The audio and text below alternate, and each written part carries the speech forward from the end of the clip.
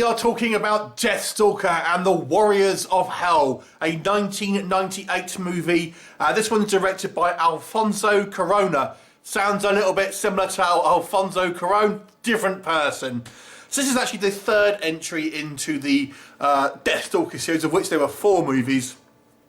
And this is actually the third person to actually star as Deathstalker himself, this time played by John Allen Nelson.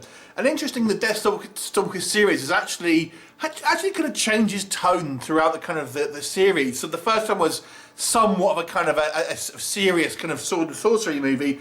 The second one took it as a kind of a much more kind of light-hearted approach and kind of like sort of a more of a kind of comedy to a certain degree. And then this one kind of sits in between those two. So it's kind of more light-hearted than the first one, but not quite as far as the second movie. Now, a lot of people will actually consider this the worst in the series, but is it really that bad? So the story focuses on Deathstalker, and in case you didn't know, he's kind of like a roguish hero. Think kind of like Han Solo versus kind of James Bond, but in a low-budget kind of medieval setting. He essentially is a kind of wandering hero, wandering around, screwing women, kind of going on quests to get rich ultimately. Pretty much a kind of like a selfish, self-obsessed character, but with some kind of reluctant heroic traits. So he is tasked with the kind of this particular mission to protect these kind of essentially this gemstone from this particular kind of evil sorcerer she actually kind of do. And there's kind of the twin princesses, and one of them is kind of like ultimately sort of gives in the quest. This other one is due to marry the kind of the evil sorcerer. So along the way, this kind of sorcerer brings forth these kind of zombie-like creatures of long dead warriors to try and stop Deathstalker, hence the title Warriors from Hell. So let's discuss. So as for the kind of any Roger Corman movie, really, a lot of the kind of things are reused from other movie.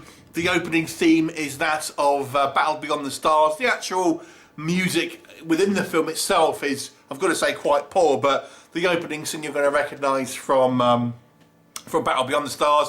Again, there's a few kind of shots used here and there from different movies that you're going to recognise, and he continues to do this pretty much throughout the whole series of these kind of sword and sorcery movies. So with this one, I think this guy who plays Deathstalker, John Allen Nelson, he plays this more of a kind of an everyman, I would say, less the kind of like the barbarian style kind of heroics, and more of a kind of a bit of a rogue character, a bit of a joker really, but not bad acting, to be quite honest with you. I mean, it's easy to kind of overlook things like this in this movie, but I've got to say, I didn't think he actually did a bad job, and to be honest with you, he's probably one of the better actors to actually portray Deathstalker, but his character is maybe a little bit different to maybe what we've seen. He's a little bit more kind of unheroic to a certain degree. So, you know, it's a different kind of take on the character. He's not quite as buff as like Rick Hill, for example. You know, so it's a kind of a different sort of different take on the character. So it's not going to kind of sit well with everyone. The plot itself is fairly kind of mundane. You know, the actual bad guy here doesn't seem all that bad in comparison to a lot of the other ones. He seems kind of selfish and kind of somewhat self-serving, but not necessarily evil to a certain point. You know, he actually seems somewhat reasonable, I have to say, which is kind of interesting. Although the actor here who played, I forgot the guy's name, but he was the Condor Man in the Buck Rogers second season. I can't remember the character's name. The movie is a little bit kind of dry, if I'm honest. It's actually relatively light on action, this movie.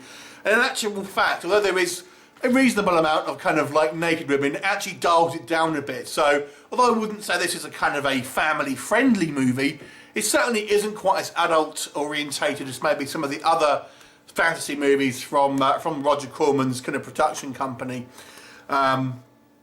The actual Warriors from Hell themselves, I've got to say, are completely lackluster. They are literally guys in raincoats that look a little bit dirty and are actually completely cognizant. They're not like zombies. They're just guys who who have been brought back, just like regular soldiers, really. And it's just like, why don't you just use regular soldiers? You know, it seems kind of a lot of hassle, really, having to resurrect people for them to just be regular guys, ultimately. And to be honest with you, they only serve a minor point in the actual plot themselves. So overall, although I think probably the acting is maybe better in this movie, and you know, it doesn't really quite feel as fun as some of the other ones, and quite as epic. Not that any of these particularly feel massively epic, but this is, I would say, it's not the weakest in this series. I think 4 is the weakest in this series out of the Deathstalker movies.